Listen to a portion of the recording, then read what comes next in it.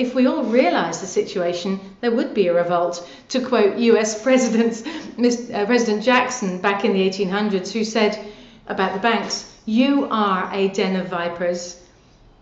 I intend to rout you out, and by the eternal God, I will rout you out. If the people only understood the rank injustice of our money and banking system, there would be a revolution before morning." That's what President Jackson, one of the greatest US presidents, said about the banking industry.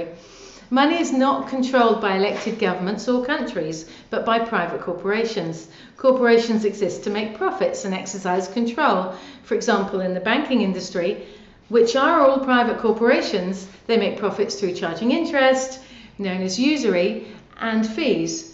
Corporations and the arms industry, for instance, conduct, quote, marketing, unquote, security threats exacerbated by funding both sides, proven facts. In the pharmaceutical industry, to sell whatever people will buy, right or wrong.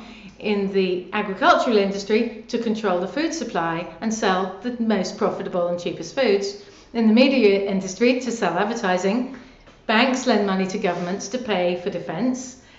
Governments pay for arms provided by corporations who make a profit, funded by taxes paid by the people, you and me. Corporations pay government and NGOs like the WHO, the IMF, and any of the other international NGOs. There are actually more than 10 million NGOs around the world, unelected, often funded and controlled by corporations. NGOs receive money from governments funded from our taxes. NGOs pay for solutions provided by corporations. Countries who receive grant aid from NGOs are forced to take on debt and pay interest to the banks. The debt is used to pay private corporations to carry out work approved by NGOs. Countries who cannot pay their debts are forced to hand over their national assets, including water, minerals, metals, agricultural production, land. The people pay taxes to fund all of this. The interest on the monies loaned to governments by the banks, fabricated from nothing, can never be paid back in full. The interest added to the original debts accumulate, with interest being paid on the interest. So countries and people are indebted to the banks, which, let's remember, are private corporations, unelected, ungoverned. So what does this mean?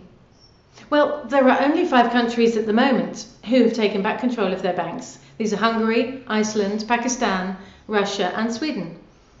Cuba, Iran, Libya, North Korea and the Sudan were independent but are no longer.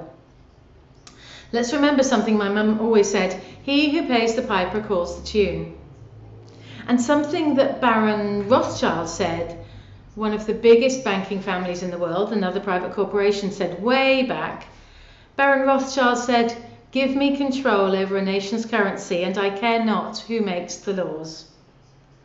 So what's the answer to all this? Finally, you can choose Humanity Plus companies and businesses who are rising to the challenge of viable alternatives. You can choose where your money goes. To arms industries or privately owned family businesses, for instance. These profits are not used to interfere and control. Here's to putting the power of your pocket to Humanity Plus Live. So join Humanity Plus today at humanityplus.life and find out, who do you want to buy from? You can buy a better world. This is Angela Wright and Puppy Harry, one of the co-founders of Humanity Plus Life. Inspired by A-Fest, inspired by everyone who's doing the right thing. Here's to you, and here's to Humanity Plus Life. See you on the inside. Bye for now.